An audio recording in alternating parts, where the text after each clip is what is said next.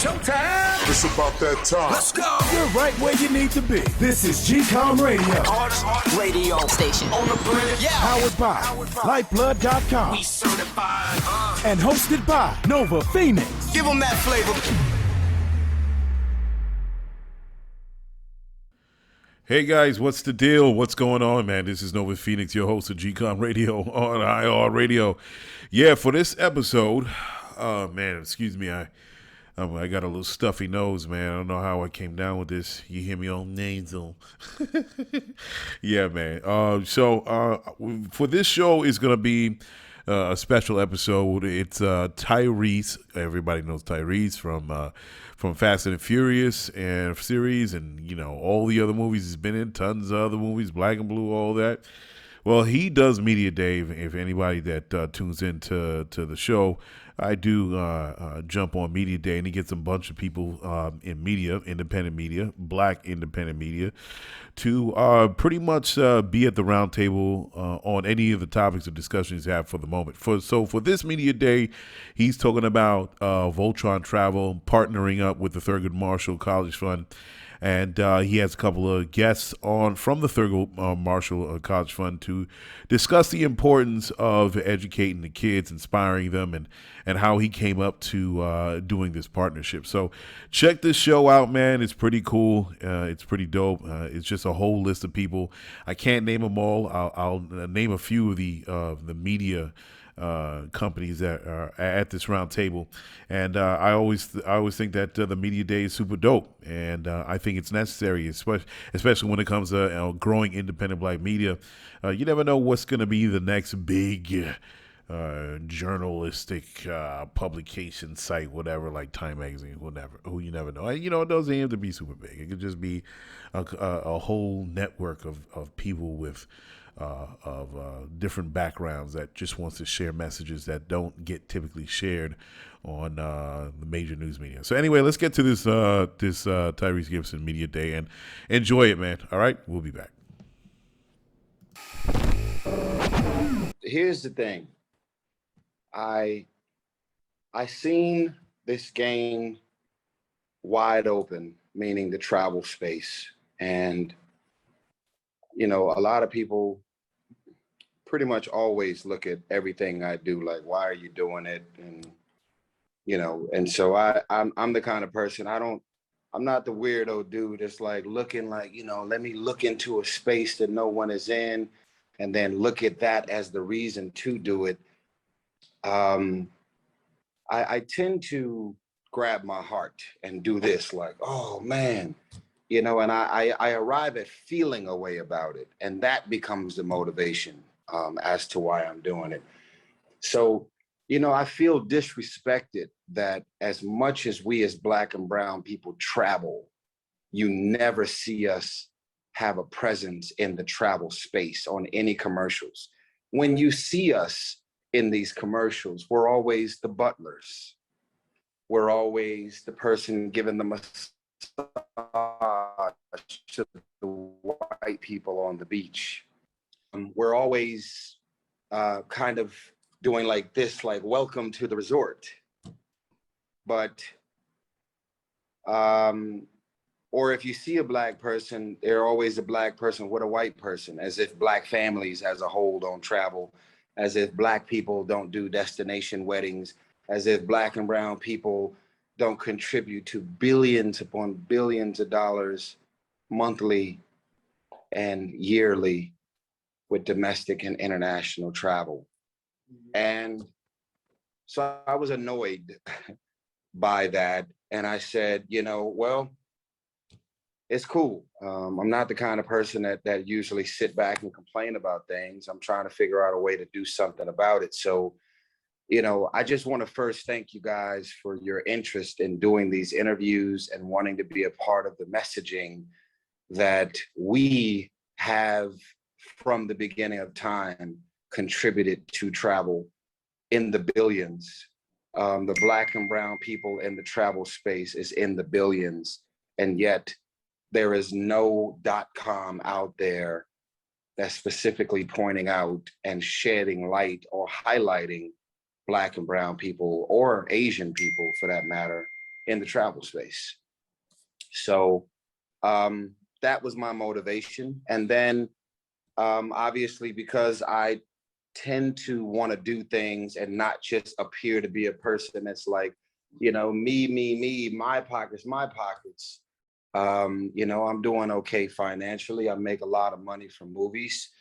I said to myself, how do I make sure that with launching VoltronTravel.com, that I associate this .com to having a heartbeat?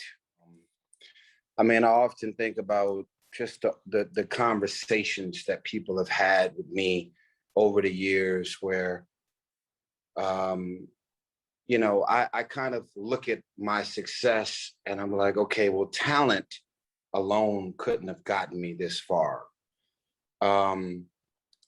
And I just think of all of the moments where someone loved me enough to sit me down and be honest with me and tell me, you know, the things that I needed to know.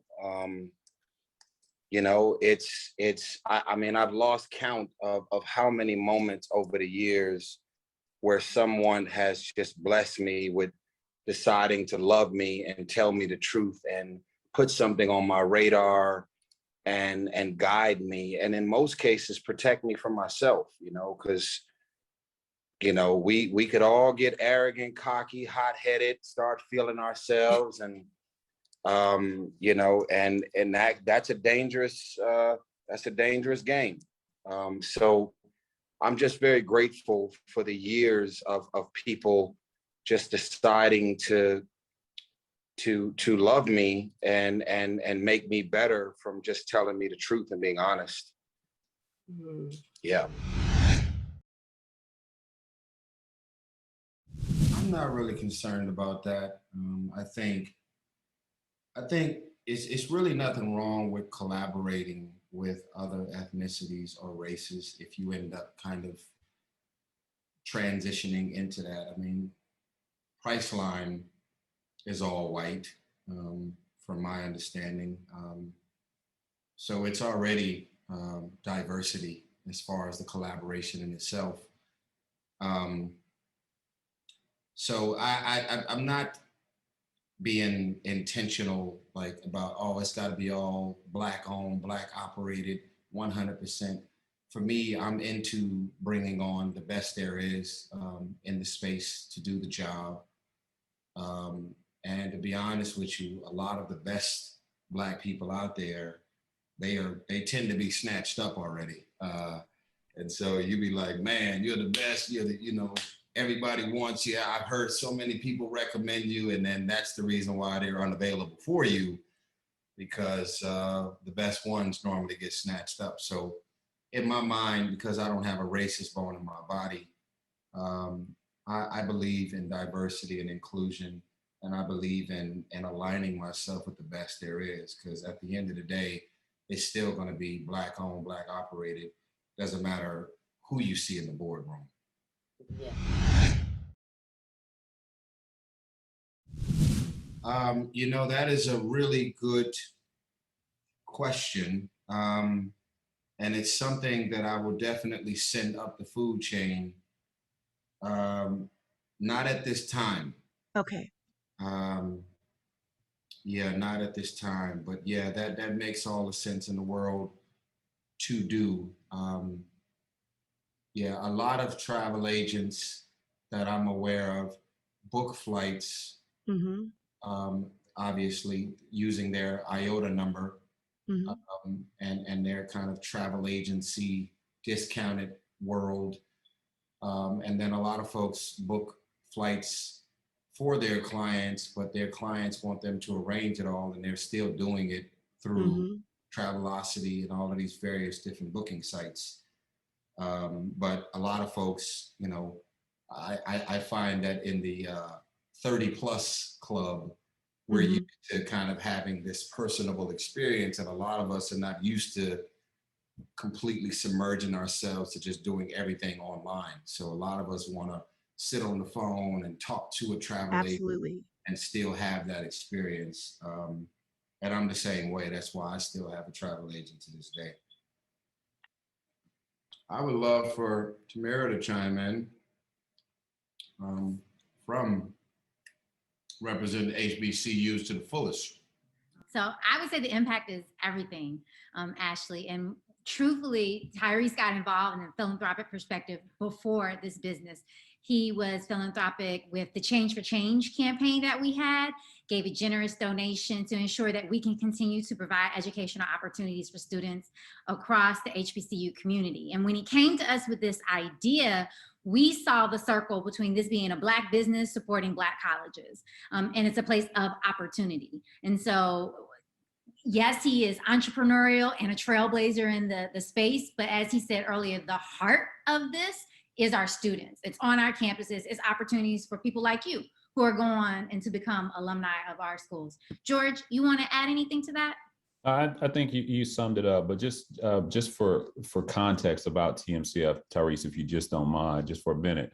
The Thurgood Marshall College Fund really carries forward the legacy of Justice Marshall, by championing the ambitions of HBCU students through scholarships and upskilling and really equity programs and career opportunities. And so the impact, of this is certainly what Tamari just spoke about. I mean, it's significant from that perspective. And think about, HBCUs on average, 24% of all Black undergraduates pursuing bachelor degrees come from HBCUs.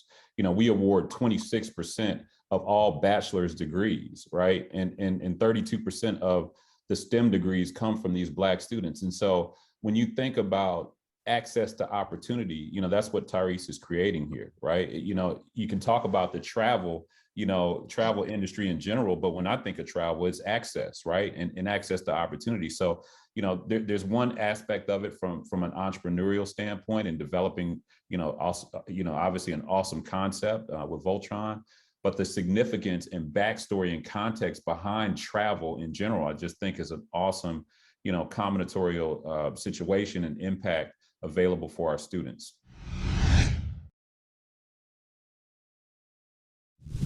Well, I'd like to stay focused on Voltron travel and what we're doing with the HBCUs and Thurgood Marshall, because our time is limited, my brother. And, I'm a work for hire actor in the end. I don't own any of the studios. I don't have anything to do with the decisions that they make about what's in theaters versus going to streaming. I'm just very grateful that I'm still a working actor at the height of the pandemic. And as many movies as I've done since COVID hit, it's been a real blessing to still be COVID free and being able to pay my bills and feed my family. And I think that's always the goal as a Black father and as a Black head of a household with this type of overhead. I can't afford to sit still for a year, 2 years, and not lose everything I have. So I thank God every day that I'm able to work and my phone calls are still coming in because, work is work, and it was slim pickings before COVID. And you're definitely blessed to still be getting a phone call during the pandemic. So that's my best answer, sir.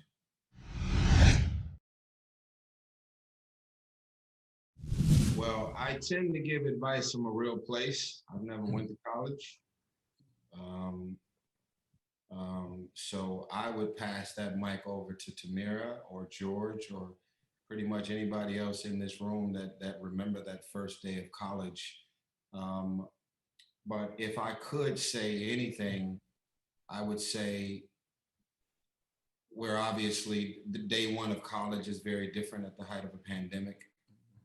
A lot of us are leaving home, going to work or going to school, and we're scared, and we're kind of moving into this place of just being uncertain about how clean and safe and healthy will this school be to keep us all safe. And I just pray a lot, man, for a lot of people in a lot of different places and spaces including praying for myself and my family. I mean, it's not easy to make a movie at the height of a pandemic when you're dealing with extras and, you know, you could be doing COVID tests every 2 days, but you don't know who's going home to what and what they're bringing back to the movie set and how it could affect everyone. So it's really hard to be focused and stay focused on anything right now during the pandemic. So I think, you know, you should invite the Lord Jesus Christ into your most vulnerable space and allow him to lead you. Appreciate it. You know, I'll add to that. Because Tyrese, I actually think back on that first call we had about Voltron, and you talked about how travel opened doors for you. And, you know, at TMCF, when we focus really on the sustainability of HBCUs, and we recognize the critical role that they play in racial uplift through education and kind of the history of removing barriers. And that's the connection with travel. As George said earlier, travel opens doors and it provides opportunities. And so as students start this year to remember that legacy that they're a part of, the legacy they are in the advancement of Black people in this country, and the opportunities that they have available for them because they are on a college campus, and to take full advantage of those opportunities. George, you want to add anything to that for the young people who are starting school this week? Well, no, listen, in the essence of time, I won't add any additional color. I think you guys wrapped it up.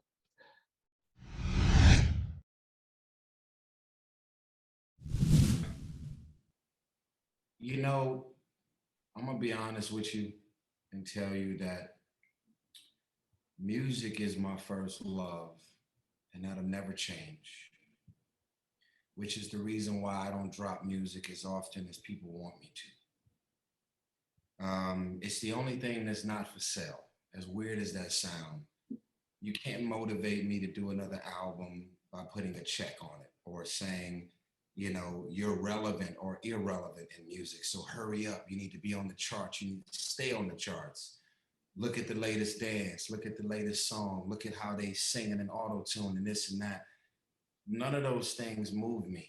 And, you know, I look at Lauryn Hill, I look at D'Angelo, I look at the folks who have decided, you know, financially I'm okay, so I don't have to hurry up and rush back into it just to pay bills.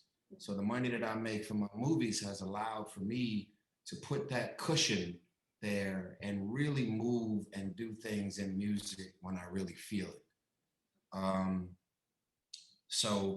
And I think my music represents that. Even when we did the TGT album, I was just so excited about finally being on stage with two guys, because I've been on stage solo my whole career. Being able to look in the left and the right and embrace that energy was like nothing I've ever felt. I've had people to walk on stage that I've done collaborations with, and once the song is over, they leave.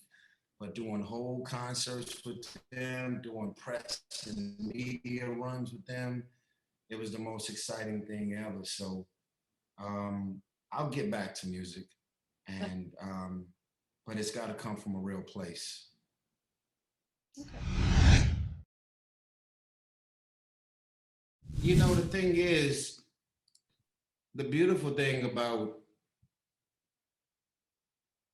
us as a culture is we're not hurting in the department of talent. We got there's so many geniusly talented people. We're not hurting in the athletic department. We're not hurting in the kind of the natural, the magic, you know, the magic that is us as a people. What my goal is, along with Thurgood Marshall, is always like, let's put the kids and the young teens and the young adults in the room, in the environment, in and around the dynamic of Black magic. I'm still excited about looking out the window, flying over oceans, flying over lakes and seeing mountains and deserts and people and whole city lights at night.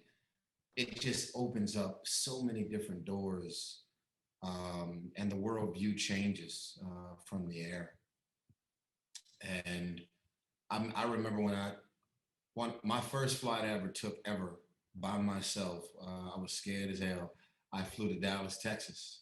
My first ever flight from LA to Dallas. My oldest sister got married and she moved to Dallas, Texas. And I wanted to go and see her over summer. I was making some money after my Coke commercial. I went and booked my own flight and I flew to Dallas, Texas. And it was hot, it was humid.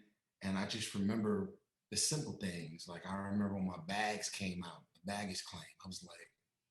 I felt stupid because they was looking at me like, what do you mean? I was like, hey, so what happens? Oh yeah, well you go down to this section, baggage claim, and this thing is gonna go in a circle and you're gonna see your bags coming out. And my brain was just like, how do they know? And how does this work? And just trying to understand the functionality of my plane landed and I was over here, and yet my bags are gonna end up coming out over here. And then I couldn't believe simple things like the fact that it said Texas on the license plate. And you will never imagine, as a Black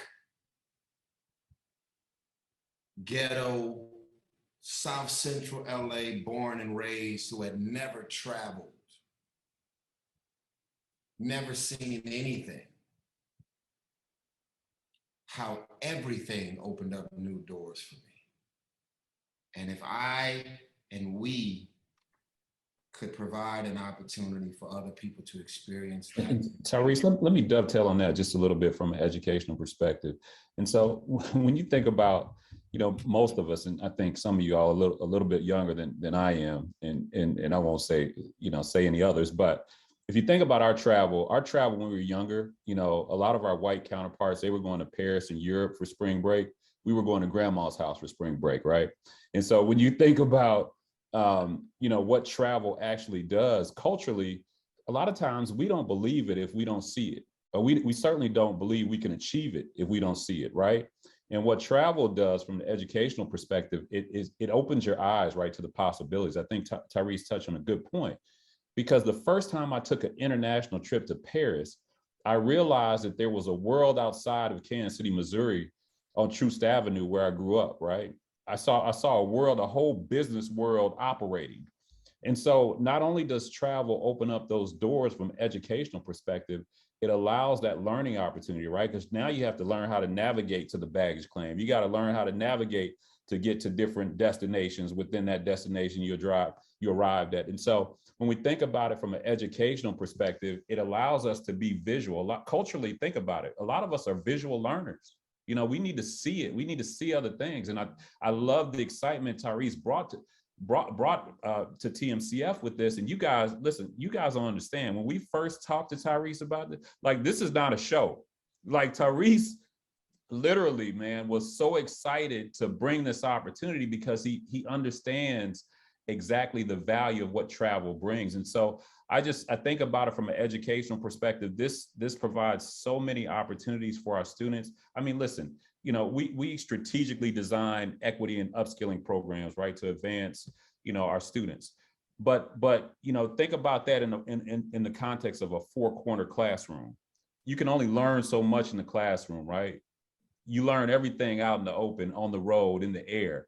And so that's why this relationship is so important and applicable to what we do. This expands our territory. It obviously, contributes financially through funding, but, it's bigger than that.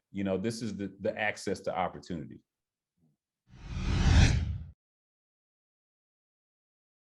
Thanks for that question, Vanessa. And this is actually right up my alley, right? Because along with being Chief Development Officer, I also run innovation and entrepreneurship programming for TMCF. And so I want to talk about it in the context of Tyrese, though, because this is really about Voltron travel, right? And so when I think about, yes, he's bringing us a wonderful product and a wonderful tool, but he's showing us entrepreneurship at its finest, right? He's showing us how to start an endeavor and see it all the way through. And the beauty of that is it's a real life example. It's what we call an MVP, a most viable product, right? That's not going to go to market, it's going to market. And so the message here is allowing, again, to piggyback on what I said earlier, allow our young folks to believe it because they can see it, right?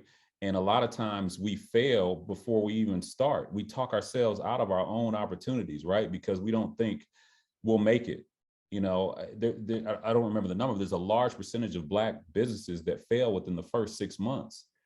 You know, and to have something that, again, is a most viable product or service that is able to make such a significant impact across the industry and do good at the same time is just, you know, is a blessing in itself. And I think, again, as a community, we have to learn how to believe in ourselves, right? And ask for mentorship. And I think, you know, once we get past the, you know, I don't want to ask for help and I don't understand it, and the transparency of being real with yourself, then, you know, we'll make it a long ways. But, you know, again, to back up to your question, I mean, I think it's uber important for us to continue to support Black businesses so we can help, you know, grow that. If you think about, you know, communities like the Jewish community, that dollar circulates, I don't know, 1,000 times before it leaves, right? Just think about if we did that in our community, you know. I mean, you know, our spending powers, I think, in the trillions, something crazy, you know. And so, you know, if we kept some of that, and I always think about FUBU, Damon Johns, for us, by us, you know, that whole mentality, that methodology should be practiced. And I think, you know, culturally, we'll be much stronger together. Black, own Black, support Black, and then they're not actually doing it. You know, I've always pissed people off because I'm so vocal about who I am and what I stand for. And I'm not interested in being politically correct. I think it's pretty crazy when I think about a lot of friends of mine that even I do movies with.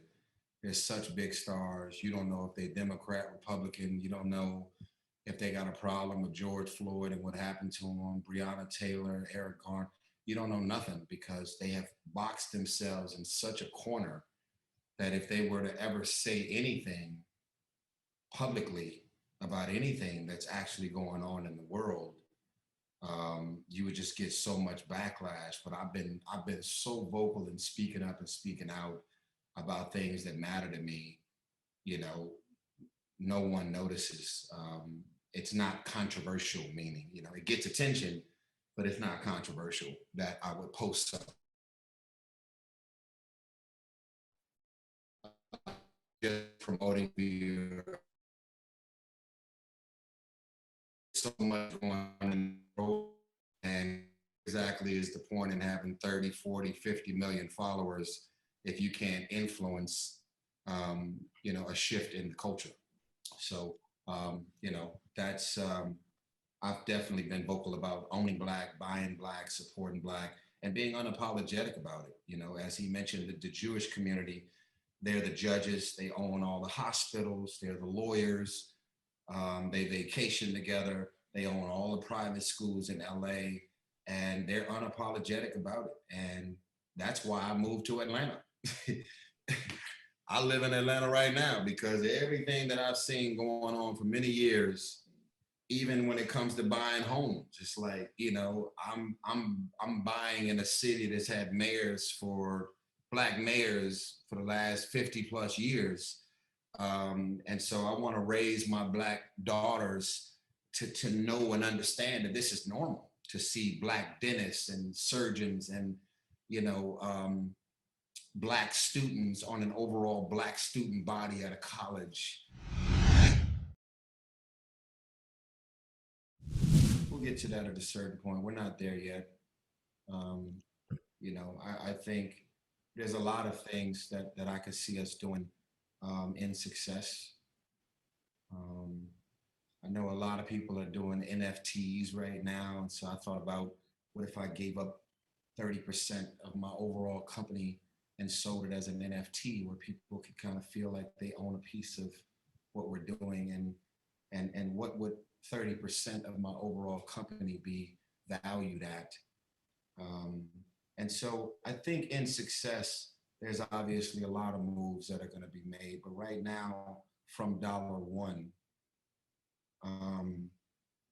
with this partnership, I'm just proud that it feels like there is a charitable component and that we're doing something really special now.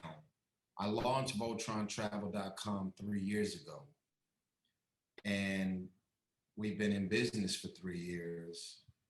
And then the relaunch was the first ever press release that we did with Priceline.com, along with partnering up with Thurgood Marshall. So in my mind, everything happened in success. You know, Thurgood Marshall wanted to know that we're not some brand new baby company that just got here because they didn't want us to be winging it on their back.